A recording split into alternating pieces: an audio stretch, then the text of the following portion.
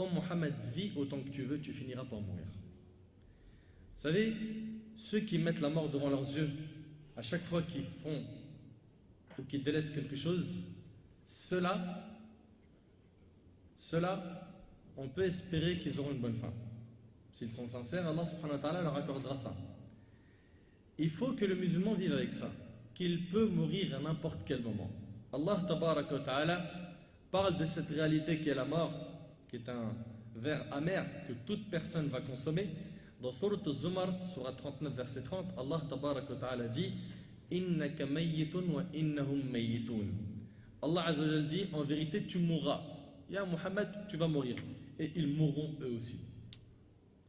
Et Allah tabaraka wa ta'ala dit dans Surat Ali Imran, Surat 3, verset 185 Kullu nafsin dha'iqatul maut. Toute âme goûtera à la mort. On va tous mourir, tous sans exception, sauf Allah tabaraka wa ta'ala. Allah Azza wa Jal a dit dans Surat Ar-Rahman, Surat 55, versets 26 et 27 Kullu man alayha fan wa yabqa wajhu rabbika dhul jalali wal ikram. Tout ce qui est sur la terre doit disparaître. Tout le monde va mourir. Al-Malaika vont mourir. Les djinns vont mourir.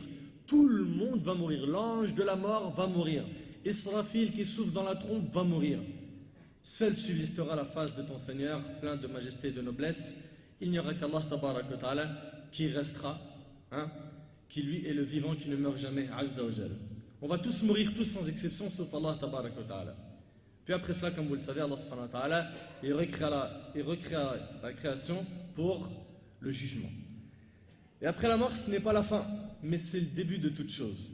Et c'est là où il y a une grande différence entre notre croyance et celle des non-musulmans. Eux, ils disent, la mort, c'est la fin. Ça se termine, je suis dans un trou et c'est fini. Non, nous, c'est le début. C'est-à-dire que toute cette vie, en fait, c'est une préparation pour ce qui est après la mort. Et le prophète, alayhi salatu wassalam, dans combien de hadiths, il nous a dit qu'il fallait utiliser cette terre. Pourquoi? Pour pouvoir planter des graines et récolter les fruits le jour du jugement. Quand il dit à Ibn Umar radiyallahu anhu dans Sahih al-Bukhari, Kun fi dunya ka'annaka gharib aw 'abir as-sabil. Soit dans ce bas monde, quand il dit à Abdullah ibn Umar, en l'ayant pris par l'épaule, comme un étranger ou plutôt quelqu'un de passage. Comme un étranger, tu es un étranger ici. Tu es un étranger. Dans la vie d'ici-bas, tu es étranger. Là où tu ne seras plus étranger, c'est fil Jannah, au paradis. Allahumma ja'alna min ahli al-Jannah ya Rabb. Donc, ça commence par la tombe, qui est soit un jardin du paradis, soit un trou de l'enfer. Et Uthman ibn Affan, radiyallahu anhu, quand il se mettait debout devant une tombe, il pleurait, jusqu'à tremper sa barbe. Il pleurait. Et quand on lui a demandé, mais pourquoi tu pleures, il dit, Inna al-qabr awwal manazil al-akhirah. La tombe, c'est la première étape du jour du jugement. C'est la première étape. Si elle passe bien, tout ce qui va suivre sera bon. Et si elle ne se passe mal, tout ce qui va suivre sera très difficile et douloureux. Mais bien sûr, pour pouvoir avoir une bonne mort, il faut vivre une bonne vie, n'est-ce pas? Tu veux mourir sur la piété, tu veux mourir sur une bonne action comme lire le Coran ou être à la mosquée, il faut que tu vives sur ce chemin. Mais tu vis zigzag, ça ne marche pas. Ça ne marche pas, il se peut que tu finisses dans un parmi les péchés, tu meurs sur ce péché, tu es ressuscité le jour du jugement comme ça, et ça ne sera pas facile. La mort est donc une réalité amère qui touchera tout le monde, et le fait de se rappeler la mort est une chose très importante car elle nous réveille de notre insouciance. Vous savez, quand on parle de la mort, c'est comme quoi? Comme quelqu'un qui est en train de faire des excès de vitesse sur l'autoroute, et après il voit d'un coup un panneau, rappel. Rappel. Ben, la mort c'est ton rappel. Si tu n'as pas ce rappel, tu vas faire des excès. Tu vas dépasser les limites. Selon Abu Hurayra radiyallahu anhu, le prophète sallallahu alayhi wa sallam a dit multipliez le rappel de celle qui brise les plaisirs, à savoir la mort. Multipliez le rappel. Et même une fois, le prophète alayhi wa sallam, dans Sunan, il a vu ses compagnons en train de rire. Il leur a dit si seulement vous aviez multiplié le rappel de la mort. Et le prophète alayhi wa sallam, vous connaissez ce hadith, il a dit alayhi wa sallam, si vous saviez ce que je sais, vous ririez peu et vous pleurez beaucoup. Qu'est-ce qu'il sait le prophète alayhi wa sallam? Il sait ce qu'il y a au paradis et en enfer. Pourquoi? Parce que quand il a fait son voyage nocturne et son ascension, Rihlatul Isra wal Mi'raj, il est monté au-dessus des 7 cieux et il a vu le paradis et l'enfer. Il les a vus de ses yeux. Donc, Celui qui pense à la mort s'éloigne un max des péchés. Mon frère ainsi que toi, ma soeur, est-ce que tu penses régulièrement à la mort ou non? Sais-tu sur quoi tu vas mourir? Bonne action, un péché? Quel chemin tu as emprunté? Toi qui es ici aujourd'hui, qui peut-être c'est la première fois de ta vie que tu rentres dans une mosquée, dis-moi, tu as pris quel chemin? Le chemin de la piété ou le chemin des péchés en disant t'inquiète pas, je sais où m'arrêter, j'ai des limites, moi je tourne autour du haram mais je fais pas le gros haram. Vous connaissez hein, aujourd'hui, machallah, les jeunes ils ont plein de disquettes. Sache que si tu vis sur l'adoration, tu auras une bonne fin. Et dans le cas où tu prends un mauvais chemin, tu risques d'avoir une mauvaise fin. Et je vous rappelle que l'affaire de la mort ne s'arrête pas à la mort, qu'après la mort, c'est le début d'un bonheur éternel ou des regrets et un châtiment douloureux. La mort est un sujet qui fait revivre les cœurs et ces gens qui nous entourent, qui sont insouciants et dont le cœur est devenu dur, sont des gens qui ont oublié la mort. Quand tu parles aujourd'hui à un jeune, tu lui dis, un jeune ou un moins jeune, hein, moi je parle plutôt à la jeunesse parce que pour ceux qui connaissent le site Druze.net, ça a été le premier objectif de viser surtout les jeunes. D'accord? C'est-à-dire que nous, le premier objectif, on a vu un constat qui était vraiment triste, c'est que Allah n'est plus au centre de la vie de la jeunesse. Au centre de leur vie, il y a acheter, sortir, s'amuser, s'éclater, aller en boîte. Bon, pas boîte parce que c'est haram, on va en chicha, c'est moins haram. Hein? En plus, le serveur, il me dit salam alaikum à chaque fois que je rentre, il me dit ça va, Khouya? Je me sens bien. Donc, si on a ciblé particulièrement la jeunesse, c'est parce que malheureusement, beaucoup d'entre eux, illa man rahim rabbi, sauf ceux à qui Allah a fait miséricorde, sont tombés dans des travers. Mais ça touche aussi les personnes qui sont plus âgées. Dès qu'ils oublient la mort, c'est fini. Ils trichent dans le commerce, ils mentent, hein?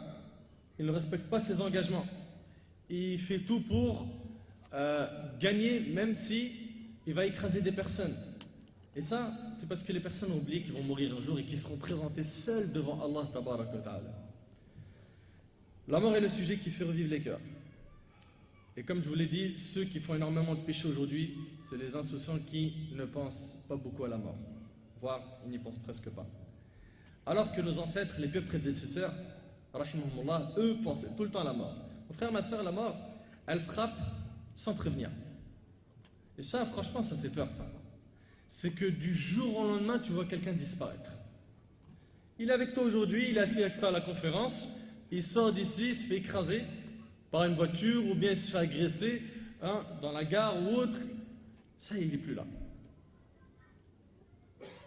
Donc on peut mourir à n'importe quel moment. Et combien j'en ai vu, subhanallah, des jeunes mourir à l'âge de 15-16 ans dans la région parisienne. Mais combien? Beaucoup. Beaucoup. Wallah, il y en avait un, il était parti une fois, je me rappelle, il était à peu près minuit. Nous, nos sandwicheries, elles ouvrent jusqu'à très tard. Je pense vous aussi. Hein. Ici, machallah, j'ai remarqué, c'est un peu le bled à Bruxelles. Donc je pense qu'à 4-5 heures du matin, tu peux toujours manger un kebab. Donc le jeune skin, rahimallah, qu'Allah lui fasse miséricorde, il était sorti avec un groupe d'amis à lui. Ils sont partis manger. Un type, il est passé en scooter, cagoulé. Il a sorti un pistolet et il a tiré 6 balles qui sont tombées que sur ce frère-là. Qui n'avait rien à faire dans toutes les histoires de quartier, tout ça. Il est sorti pour acheter un sandwich, il n'est pas rentré chez lui. Et les balles, elles sont toutes tombées sur lui, pas sur quelqu'un d'autre. Pourtant, ils étaient un groupe. Donc dire que non, mon frère, la mort, ça c'est quand je serai grand, hein, j'ai encore le temps. Et la sœur, le hijab, pas maintenant, mon frère. Laisse-moi encore. Je me case, j'ai pas fini mon diplôme, il me reste encore 8 ans d'études. Incroyable. À croire qu'on a un contrat signé avec l'ange de la mort, il ne va pas venir prendre mon âme avant cette date, avant que je finisse mon master, avant que je finisse mes études en médecine. Pourquoi retarder les bonnes actions que tu peux faire aujourd'hui? Pourquoi? Quand tu es dans le trou, ça fait peur. Et il faut savoir que dans plein de hadiths, le prophète alayhi salam nous enseigne que dans la tombe, c'est tout un monde. Hein. Alors il y a des anges qui viennent te questionner, mais avant ça, la tombe te parle. La tombe va te parler. Elle va te dire, mais on t'a pas prévenu de mon étroitesse, de ma mauvaise odeur? On t'a pas prévenu de mon châtiment? Qu'as-tu préparé pour moi? Et dans d'autres récits, la tombe dira, tu étais parmi ceux qui marchaient au-dessus de moi, un de ceux que j'aimais le plus. Et aujourd'hui, je t'aime encore beaucoup plus, toi qui es maintenant à l'intérieur de moi. Et pour d'autres personnes, elle dira, tu faisais partie de ceux que je détestais le plus d'entre ceux qui marchaient au-dessus de moi. Aujourd'hui, je te déteste encore plus et tu vas voir ce que je vais faire de toi. Et après, tu crois dans la tombe, tu crois que c'est un jeu vidéo, ça se termine par game over? Si seulement c'était ça. C'est pas ça. La tombe, c'est la première station du jour du jugement. Donc, la mort frappe et ne prévient pas. Et il faut arrêter de croire que la mort frappe que les personnes âgées. Wallah, et je le jure par Allah, plein de jeunes. Un autre parmi les jeunes, dans la mosquée avant où je donnais des conférences, dans le quartier, il est sorti pour aller faire du sport. Aller faire du sport. Il s'est fait agresser pour son téléphone, ils l'ont tué. Un jeune qui a fait le hajj avec moi en 2005. Wallahi al-azim, c'était un frère, masha'Allah la quwwata illa billah. Qu'Allah lui fasse miséricorde. Un frère, c'est un vrai frère. Salat, masjid, il avait un commerce, il n'était pas dans le haram, pas dans la drogue, pas dans le sharab, ni la cigarette, shemma, tout ce que tu connais là. Il n'y avait pas de tout ça. C'était un vrai frère. Pas un frère de nom, ou un frère d'apparence, un vrai. Le frère mesquine, un jour, dans mon quartier, il y avait une dispute entre des jeunes de quartier. Il est venu les séparer, ils lui ont mis un coup de marteau dans le crâne et il est mort. Donc venir croire que la mort, ça ne te touchera pas ou que c'est pas possible, ou que non, que tu te fasses agresser ou un accident, ça ne te touchera pas, fais attention. Fais attention parce que le jour où ça va te toucher, tu vas dire mince. Et comme certains, c'est mentionné dans le Coran, ils diront حتى إذا جاء أحدهم الموت قال رب ارجعون لعلي أعمل صالحا فيما تركت. Allah tabarak wa ta'ala parle dans le Coran, quand la mort frappera l'un d'eux, il dira Seigneur, fais-moi revenir sur terre afin que j'œuvre dans ce que je vais laisser. Fais-moi revenir sur terre. J'ai pas assuré. La réponse, quelle? Non. Là, tu avais la jeunesse, tu avais de l'énergie, tu avais le potentiel, tu avais le temps libre, tu l'as gaspillé, tu l'as gâché, tu as gâché ta jeunesse, tu as gâché ta vie à perdre ton temps dans ce qui est inutile et ce qui ne t'apportera absolument rien après la mort. Mais le moment de la mort, tu ne peux pas revenir, il n'y a pas de marche arrière, il n'y a pas de session de rattrapage, il n'y a pas d'avocat, il n'y a pas de piston, c'est toi et tes œuvres. Donc ça frappe tout le monde. Les personnes âgées, les jeunes, ça touche les riches, les pauvres, les hommes, les femmes. Et dans ta vie, tu fais tout selon tes choix. Sauf pour la mort, sache que tu n'auras pas le choix. Comprends bien ce point. C'est-à-dire que dans ta vie, tu peux avoir le choix entre aller en été, je vais au bled pour le bhar, la plage, je reste ici, je bosse, hein, ou je vais aller dans telle destination en campagne, je veux de la verdure, tu as le choix. Il n'y a pas de souci. Mais après la mort, tu n'as plus le choix.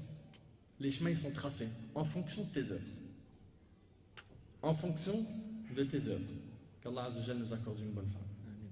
Comprends bien ce point. Tu n'auras pas le choix, tu n'auras pas de choix à faire pour le moment de ta mort. Toute âme goûtera à la mort. Allah Tabaraka wa Ta'ala dit, je le rappelle, Kullu nafsin dha'iqatul maut. Toute âme goûtera à la mort. Et la question qu'il faut réellement se poser, c'est est-ce qu'on est prêt à rencontrer Allah subhanahu wa ta'ala? Je parle pour ma personne, wallahi, très loin. Et sans fausse modestie, vraiment très loin, très peur de mourir maintenant. Sur quoi on va rencontrer Allah? Qu'est-ce qu'on a fait de bien? Fais-tu partie des personnes prêtes? Ou bien de ceux qui demanderont à Allah subhanahu wa ta'ala de revenir sur terre pour avoir une deuxième occasion d'œuvrer? Tu sais mon frère, ainsi que toi ma soeur, certains, au moment de la mort, souhaiteront avoir juste un peu de temps pour rattraper les prières qu'ils n'ont pas accomplies. Salat, elle est bâclée, elle n'est pas faite parce que monsieur est à l'école, monsieur il est au travail. En fait, sa vie entière elle est bloquée, il ne peut pas prier. Alors qu'on construit notre vie sur d'abord l'islam et après on voit où est-ce qu'on place le reste. C'est ton dîne le plus important. C'est ta religion. À ce moment-là, au moment de la mort, subhanallah, si seulement j'avais jeûné un peu plus, mais ça ne servira plus à rien de souhaiter tout cela. Au moment de la mort, il est possible que tu regrettes de ne pas avoir fait des aumônes. La mort te touchera peu importe où tu te trouves, tu ne pourras plus la fuir. Tu ne pourras pas la fuir, c'est impossible. Malheureusement, on vit trop dans l'espoir d'obtenir la miséricorde d'Allah, mais on ne fait rien pour la mériter.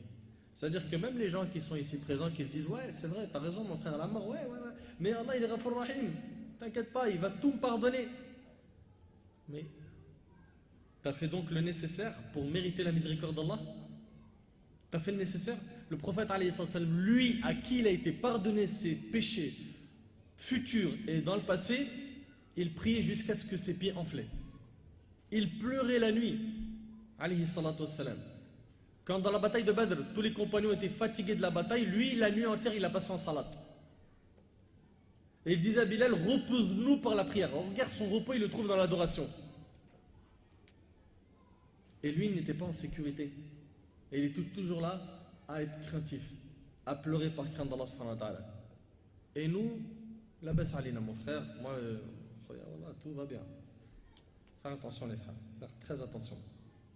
On est plongé dans une grande insouciance et on pense trop à ce bas monde. Trop.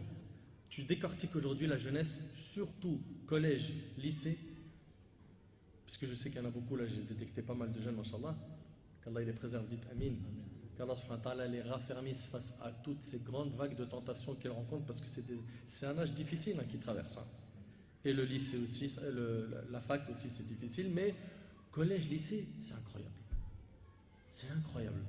Et personne leur prête attention, et personne ne s'occupe d'eux, personne ne les conseille, et eux, ils sont plongés dans un endroit où tous ceux qui sont autour d'eux, ils parlent que de dunya et que de péché.